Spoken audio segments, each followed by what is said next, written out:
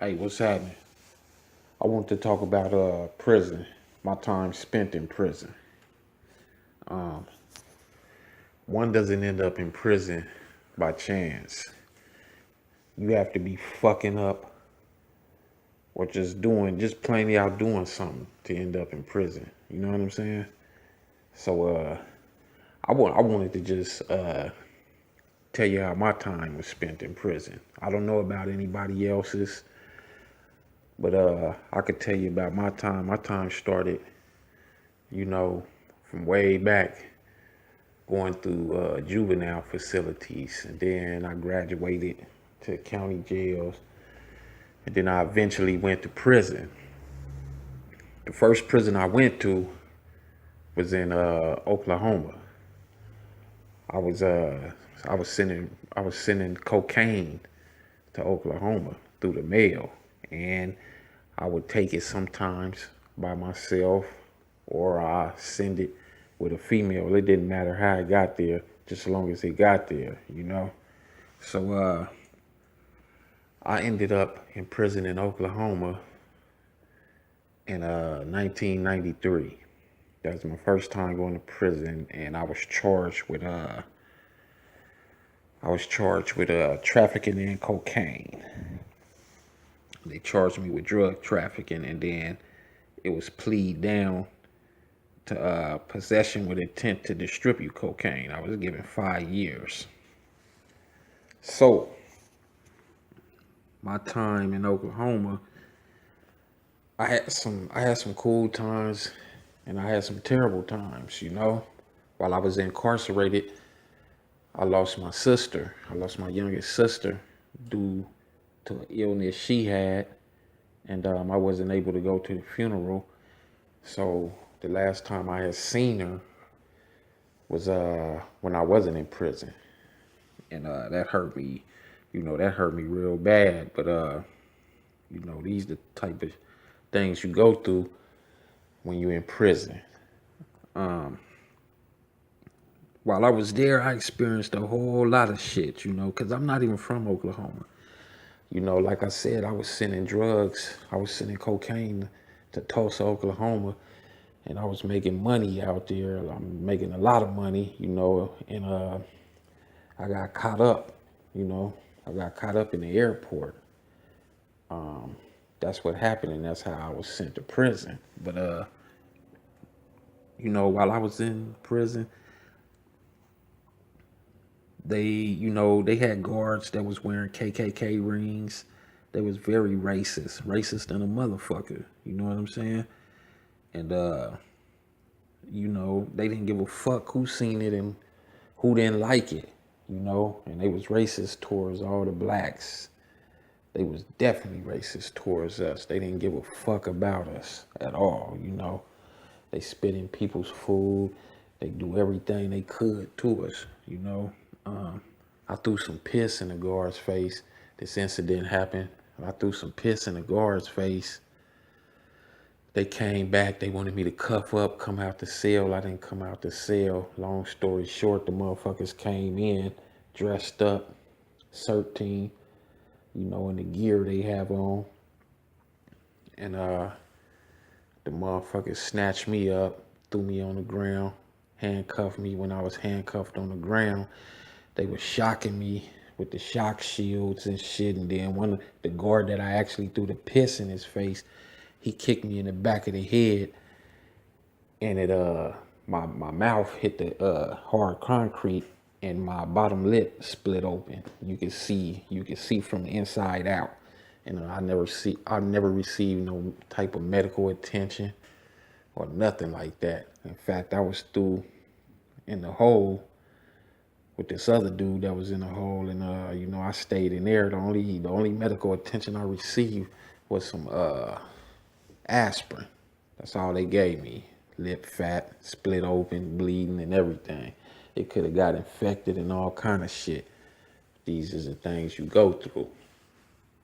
Anyway, it healed up, but I still have a scar to this day. You know, it's not too big of a scar. You know, thank God for that.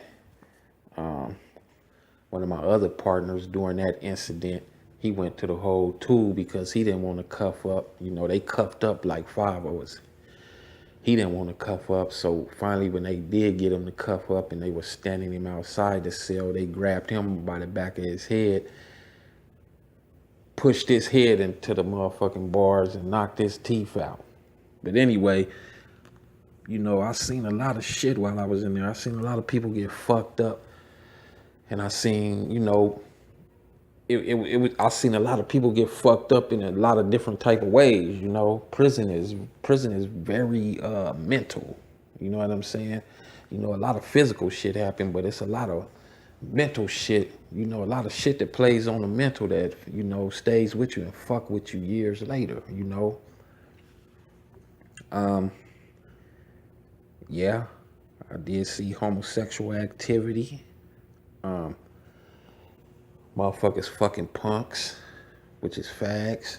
You know, people that's gay or whatever, however you want to look at it. They was fucking them. They was getting their dicks sucked by them, doing all kind of shit in their cells, in the showers, whatever. You know, yeah, homosexual activity do go on within the prison system. It's just that's just the culture of the prison system, you know. And back when I went, motherfuckers was getting raped.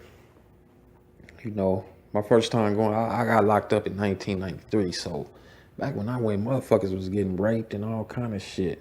And you know, you either had to be with somebody. What I mean by be with somebody is, you know, be down with a group, you know, be down with a gang or this clique or whatever, you know what I'm saying? Because people that wasn't, especially if you was a young dude coming in, they was running game on you, you know. They was trying to do all kind of shit to you, you know. And I had an incident where my first time, my first cellie, my roommate, in prison we call them cellies. This motherfucker tried to run game on me, but I was already hip to the game. The motherfucker was doing disrespectful shit while I was going to school. He would just, you know, blatantly open up, you know what I'm saying, my commissary and eat the shit. So one of my partners gave me a shank, and I was gonna shank him. I was gonna kill him. And before that could take place, this motherfucker then found out what was gonna go on. I don't know how he found out, but he ended up snitching.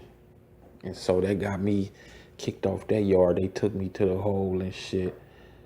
Sat me in there for about 3 weeks and sent me to another motherfucking yard. But you know, you got incidents where that type of shit go on, and you either gonna handle your motherfucking business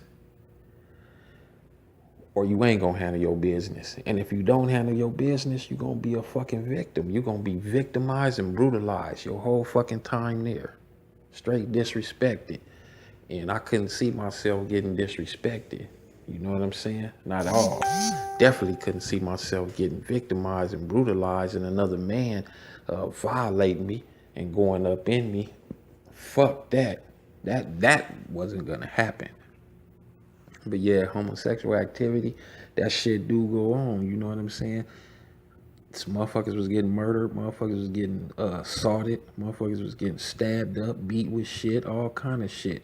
It was fights all the time, you know? Just all kind of shit was going on, you know, but there was good times, you know. I smoked weed, so I used to smoke all the motherfucking day. All the fucking time I used to smoke. I smoked my weeds and I smoked my cigarettes, you know. I got introduced to the Black and Milds and I smoked them motherfuckers too, you know. I tried to self-medicate and stay high, you know, and I learned how to make alcohol, which in prison and jail they call it pruno, you know. So I made that shit, you know what I'm saying? And I would get fucked up. You know, I like to make my shit out of tomatoes and sugar or some potatoes. That shit be so motherfucking strong, you know, it'd take me up out of prison mentally, you know what I'm saying, for a couple of hours or whatever, you know. Some people medicate with the alcohol, some medicate with marijuana, some medicate with just reading books or whatever, you know what I'm saying? Some shoot up, put that shit in their veins, that heroin, that black, that China white or whatever, whatever they gotta do, to make it through. I smoked and read. So that's what the fuck I did. But I'm a former gang member, a Crip, so I ran with the Crips. I was cool with everybody, especially, you as a black man, I didn't give a fuck, you know what I'm saying? I'll ride with you. I'll get your back. You get my back. I didn't give a fuck. I was young or whatever. I was just learning shit. But that was my mentality anyway, to ride with my peoples, and stand up and stand strong and firm. I didn't, that's just what it is. That was me before prison when I was a young boy. So, I was going to do that anyway. But, the white boys, you know what I'm saying? You have a lot of groups in there, a lot of prison gangs and shit. Like the Aryan Brothers, Nazi Low Riders. You got the BGF, which is the Black Guerrilla Family. You know what I'm saying? You got the Southern and Northern Mexicans, you know what I'm saying? The Serenos and Norteños, the MA and all that shit. You got the Mau Maus. You got the Crips and Bloods. Texas Syndicate, Tango Blast, DC Blacks, depending on if you was in the state prison or federal system. I've been in the federal system too. I was in there a few times. My last rodeo was a federal system. But yeah, you got all that type of shit, man. Racist ass guards and shit. You know what I'm saying? You got the female guards that let you fuck them. If you can get lucky, if you got enough fucking game or whatever, you can slide up on them, fuck them, All kind of shit went on in prison. It's a whole different environment, whole different type of world. It's a world outside of this outside world. That's what it is. And a motherfucker can lose his mind off in there, and a lot of people do, you gotta know how to maintain your sanity. And, the average motherfucker was just struggling doing that, right along with the other shit that was going on, the many other things that was going on, a lot of shit go on, riots and shit. Might have a motherfucking riot over a fucking piece of dope, $10 piece of dope or whatever, you know what I'm saying? That shit went on all the time, When I was in there, man, motherfucker, it was riots going on all the time, over stupid shit. Stupid shit. And the main riots was over dope all the time, and it's always racial, Everybody want to be against the blacks. The Mexicans is against the blacks. The whites is against the blacks. The whatever other race is in there, they're against the blacks. Sometimes the blacks is against the blacks, we'll be against ourselves. The motherfucking guards, the pigs, they against the blacks, So you gotta be a strong motherfucker in there, man, and my time spent in prison, man, I used to read a lot. I used to read a lot of books and I used to write a lot. That's what I like doing. I love writing. I love reading, and I'm an author right now. And I'm currently working on another book. It was a lot of things, man. I learned a lot of shit in prison. One of the things I learned that still stick with me to this day is being able to observe the human being. I observe people to the T. I'm a people watcher. And I learned to do that in prison. I learned to keep my mouth closed and speak when spoken to. And I learned to watch everybody. I learned to watch their body movements, every part of their motherfucking body. Because you never know. Tensions are so high, shit can pop off. You want to be ready for anything, And I learned to watch and just observing and viewing human behavior. That's an interesting thing, to just sit and watch somebody day after day, You know what I'm saying? Spending hours just watching people. You know, you learn a fucking lot, and it helps you when you get on this outside world for the simple reason it helps you because you can see the bullshit coming. You know, you can see bullshit coming, especially with females, with women.